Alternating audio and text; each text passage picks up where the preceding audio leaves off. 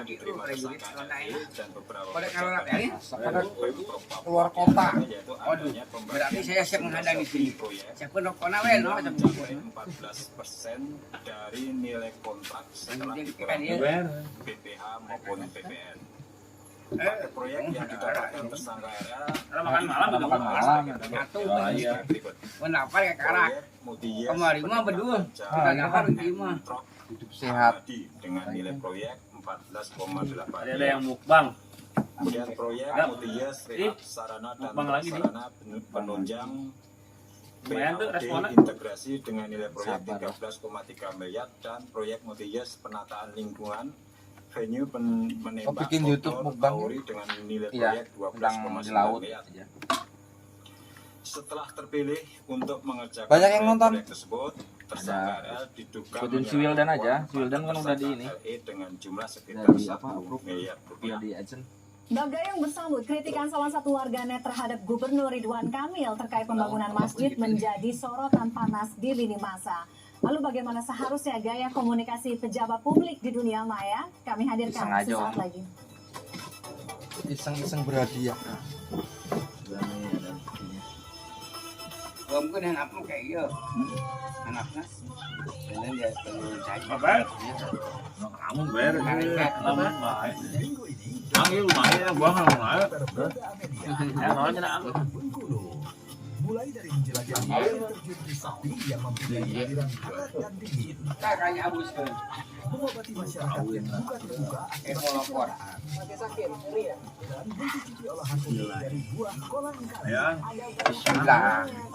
Dr. Traveler, Minggu 8 Januari jam 8:30 pagi Waktu di Trans TV. Ada tuh. Yang tadi belum deh. RI bawa grup ya nama. Anda masih bersama kami di CNN Indonesia Connected. Pembangunan Masjid Raya Al Jabar yang menggunakan dana APBD hingga 1 triliun rupiah menuai berbagai tanggapan dari warganet. Salah satu kritik datang dari Triliun. standing Triliun. Gubernur Jawa Barat Ridwan Kamil pun langsung menjawab kritikan itu di Oh, akun bentar. Instagramnya. Penggunaan media sosial sebagai Kalah ruang telak sama komunikasi Gibran. antara pejabat Eh, publik Gibran dengan mungkin salah masyarakat pengaruh tidak hanya bapaknya kali sekali ya? ini terjadi. Iya, pengaruh Selain bapaknya Gubernur semua Ridwan Kamil, perusahaan. Proposalnya ke semua negara, ACC semua. bermedsos. Ya kan yang namanya Raja Arab Saudi Setelah 5 tahun, Masjid Berapa Raya ratus Provinsi Jawa Barat, miliar gitu, Masjid Al Jabar, Ngasih. rampung dan dibuka untuk umum. Peresmian masjid kan? ini dilakukan pada 30 Desember lalu oleh Gubernur Jawa Barat, Ridwan Kamil. Namun pembangunan masjid yang diharapkan menjadi ikon baru di kota Bandung ini tak sepenuhnya padahal mendapat gede pujian.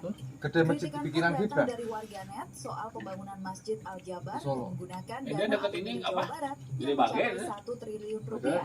Dari bagi. Akun @outstanding menyoroti dana Ayo. APBD yang berasal dari pajak berbagai kalangan. Argentina mah. Sebarang dana bisa dipakai untuk membangun masjid. Ridwan Kamil pun langsung merespon kritik itu di akun Instagramnya. RK menjelaskan, penggunaan dana negara adalah kesepakatan bersama dan penggunaan pajak adalah wilayah kewenangan penyelenggara negara. RK juga mencatatkan pembangunan Masjid Istiqlal yang dibiayai APBN. Tak hanya itu, RK menjelaskan bukan hanya masjid, gereja dan pura juga bisa dibiayai negara selama disepakati eksekutif dan legislatif. Tanggapan Ridwan Kamil atas kritik itu pun kemudian menjadi ruang diskusi antara RK dan akun @outstanding, serta dibanjiri komentar-komentar lainnya dari warganet. RK pun aktif menanggapi komentar-komentar itu. Selain Ridwan Kamil, sejumlah pejabat juga terlihat aktif di media sosial untuk berkomunikasi langsung dengan warganet. Gubernur Jawa Tengah Ganjar Pranowo Masalahnya kan misalnya, Jawa Barat itu membuat masih akun banyak di rumah Twitter yang enggak. dan Instagram. Ia seringkali berbagi Enggak, apa kegiatan namanya? dalam bekerja hingga menjelaskan program kerja atau kebijakan. Wali Kota Tapi Solo daerah Gibran Banten. Rakabuming Raka juga cukup aktif Yang di atapnya Twitter. pakai Gibran rumput dikenal masih sering banyak kan. menanggapi Bulanan, pertanyaan, kritik maupun masukan yang datang dari warga Bulanan lebih parah, kok. gaya khasnya dalam Udahan menjawab. namanya banding ganti.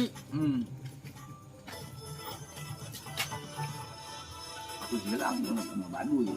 Pintu media sosial bebas menjadi tempat siapapun termasuk tokoh atau pejabat publik. Terlepas dari berbagai kepentingan, medium ini kerap dipilih menjadi ajang interaksi, diskusi para tokoh dengan masyarakat, termasuk memberikan masukan dan kritisi terhadap kinerja para tokoh atau pejabat tersebut? Kami bahas malam hari ini bersama Gun Gun Herianto, pakar komunikasi politik. Mas Gun Gun, selamat malam. Selamat malam Mbak Tiffany. Oke Mas Gun Gun, sebelumnya kami juga sudah mencoba menghubungi Gubernur RK ya untuk bisa bergabung dengan diskusi, namun memang belum bersedia karena ada agenda lain. Tapi nggak apa-apa, Mas Gun Gun, Anda juga pasti mengikuti perkembangan yang terjadi antara Gubernur RK dengan salah satu netizen terkait dengan pembangunan masjid tersebut. Ada yang mengapresiasi bagaimana seorang pejabat publik bisa menanggapi, mau dikritisi, menjawabnya tentunya dengan data-data juga, tapi ada yang menganggap nggak perlu terlalu serius lah sebenarnya kalau yang kayak gini. Menurut Anda seperti apa? Ya memang ini resiko satu konteks ya kan, penggunaan media sosial udah nggak bisa dihindari. Kemudian yang kedua, sebagai pejabat publik, Kang Emil sudah dikenal sebagai orang yang sangat menggunakan media sosial dengan engagement yang lumayan tinggi begitu ya, sehingga kemudian punya resiko pola asimetris. Pola asimetris itu dalam konteks komunikasi bisa saja berkomunikasi dengan orang yang jadi komunikasi dari banyak ke banyak orang, jadi satu tweet bisa disambar oleh banyak orang, didiskusikan, mungkin jadi diskursus publik atau bahkan jadi bubble gitu ya, jadi gelembung yang mungkin saja tidak seluruhnya sebenarnya mengikuti, tetapi kemudian tertarik dalam pusaran opini yang terbangun di sosial media akibat misalnya saling bertautan. Jadi sebenarnya Mbak Tiffany, ya pertama Kang Emil menurut saya tentu sebagai pejabat publik ada dua saya lihat melekat dalam sosmednya. Pertama posisinya dia sebagai gubernur, kemudian yang kedua sebagai pribadi yang juga seringkali kemudian menyebarkan, mendiseminasikan apa yang kemudian dia lakukan sehari-hari. Makanya kan itu istilahnya broadcaster of daily happiness, dia bilang itu kan, iya kan? Artinya memang dia harus konsekuen juga dengan itu, bahwa ada yang di media sosial berbagi kebahagiaan gitu ya, berbagi mungkin sharing soal apa yang dia lakukan, tetapi memang agak berbeda dengan media mainstream seperti mungkin CNN yang ada gatekeepernya. Di media sosial kan nggak ada gatekeeper, jadi user generated content, jadi semua orang bisa mengisi media sosialnya sendiri-sendiri dengan gaya, dengan karakter, bahkan mungkin knowledge yang berbeda-beda, dan itu harus siap begitu. Oke, asal sesuai konteksnya ya kan, karena ini sebenarnya ranah media sosial itu kan juga tempat untuk menyalurkan pendapat, kebebasan berpendapat ada di sana juga. Oke, bukan cuma Kang Emil yang main medsos, main Instagram, Twitter, banyak sekali. Tapi intinya, bagaimana seorang tokoh atau pejabat publik menjawab kritik, menjawab masukan sebenarnya yang ada di media sosial? Ya, menjawab kritik ya tentu harus ada limitasi ya. Jadi dia harus menjawab pada hal-hal yang memang menjadi bahan kritik gitu ya. Terutama membatasi pada apa yang kemudian di-mention secara khusus oleh si pengkritik begitu. Contoh misalnya soal Masjid Al-Jabar atau mungkin soal transportasi massal. Tapi gara-gara masjid ini popularitasnya naik pesat Emil. Tapi popularitasnya apa yang ngomongin bukan yang positif. Kalau dulu kan positif semua ya.